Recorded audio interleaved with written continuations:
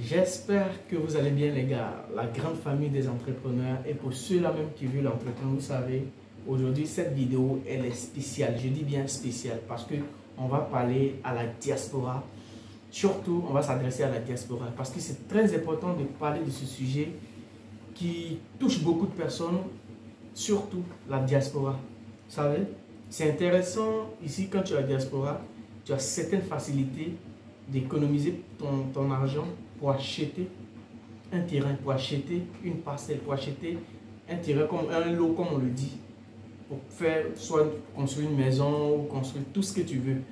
Le problème le plus dur, c'est pas d'acheter, mais c'est d'exploiter ce que tu as acheté, la parcelle que tu as acheté.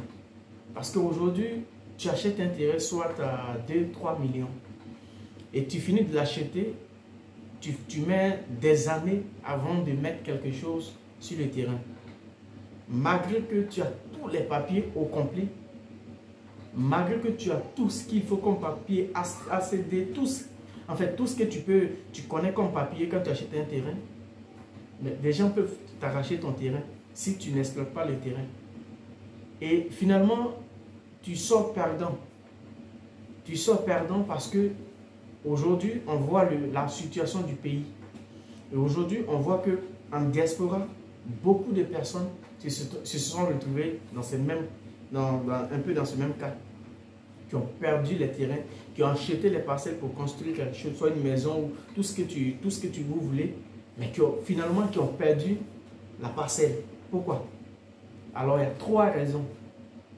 La première raison, c'est que quand on achète quelque chose, quand tu as eu le courage d'acheter un terrain, alors ça pour faire quelque chose. Si tu n'achètes pas un terrain pour faire plaisir à qui que ce soit, non.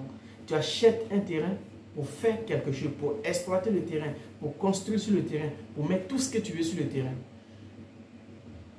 Mais si tu achètes le terrain que tu ne touches pas pendant des années, ça devient difficile pour toi. Et ça devient encore difficile pour celui même qui t'a vendu le terrain. Et si c'est dans une grande ville, souvent même la mairie peut récupérer le terrain, malgré que tu as acheté, parce que tu n'es pas prêt. Tu as tous les papiers, tu n'es pas prêt. Tu ne peux pas acheter un terrain et tu mets 4 ans, 5 ans avant de construire le terrain. Ça devient difficile. Il y a des gens qui achètent les terrains pour revendre. Ça, c'est un autre business. Plus tard, on va parler de ça. Parce qu'il y a du sous aussi dedans. Mais aujourd'hui, la plupart de ceux qui achètent les terrains, ils font un sous-bâtiment sur le terrain. Et comme ça, même s'il revend, il s'en fout. Il sait que même il a fait un sous-bâtiment, mais le terrain a été occupé, il a occupé le terrain et après il a revendu, il s'en fout. Même si, ne serait-ce qu'il a fait un sous-bâtiment, déjà le terrain est exploité. Alors, si tu ne veux pas perdre ton terrain, si tu achètes un terrain, si tu achètes une parcelle,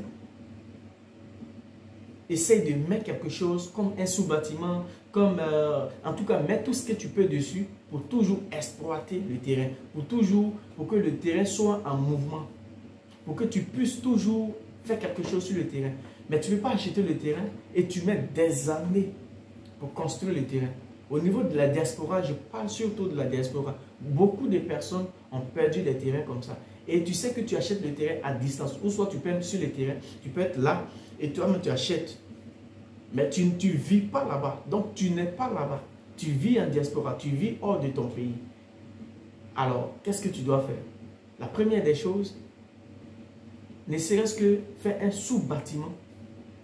Et quand tu finis le sous-bâtiment, il faut au moins mettre le gravier, tu peux mettre 2 vaillages ou un vaillage de gravier, un vaillage de sable pour occuper le terrain.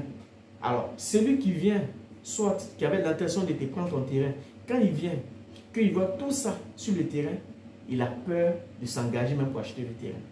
Mais si tu achètes le terrain, qu'il n'y a rien sur le terrain, quelqu'un peut quitter derrière vendre le terrain. Et ça devient encore une procédure que tu vas suivre. Finalement, tu risques d'abandonner. Parce qu'il y a le temps aussi. Tout ça, tu risques d'abandonner. Alors, je parle à la diaspora aujourd'hui. C'est bien beau d'acheter les terrains. C'est bien beau d'acheter tout ce qu'on veut acheter.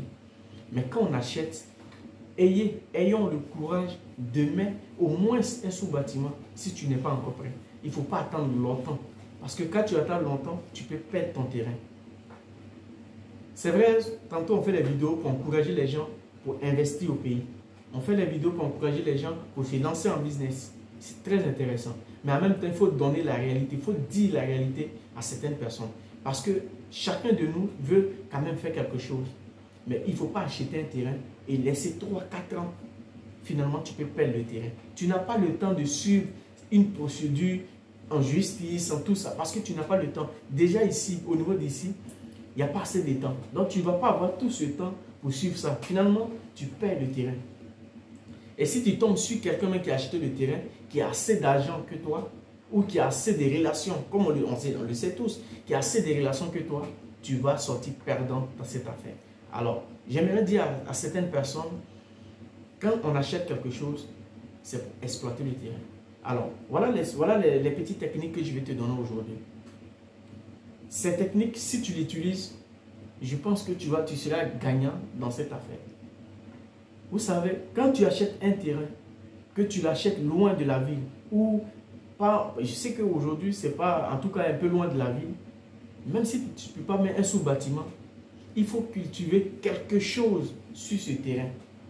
Mais quelqu'un, tu dis, cultive quelque chose, soit du piment, soit de l'aubergine. En tout cas, il faut essayer d'exploiter, il faut essayer de cultiver quelque chose sur le terrain. Déjà, les gens ont peur même de t'arracher le terrain. Mais il ne faut pas attendre longtemps.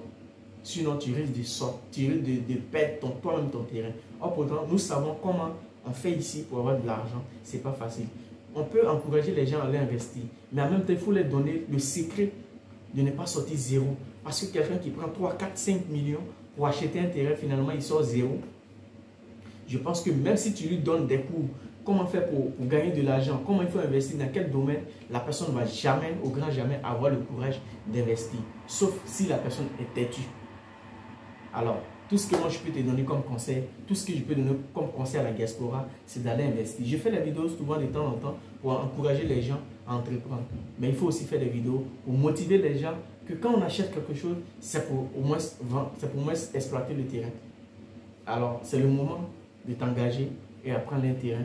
C'est le moment de t'engager à faire ton business qui peut te rapporter de l'argent. Maintenant, vous savez qu'on est en fin d'année. Alors, il y a tellement d'opportunités à saisir sur beaucoup de business. Donc, aujourd'hui, je vais faire une autre vidéo plus tard dans laquelle je vais donner d'autres business que tu peux faire pour avoir ton argent. Alors, ce que tu dois faire est très simple.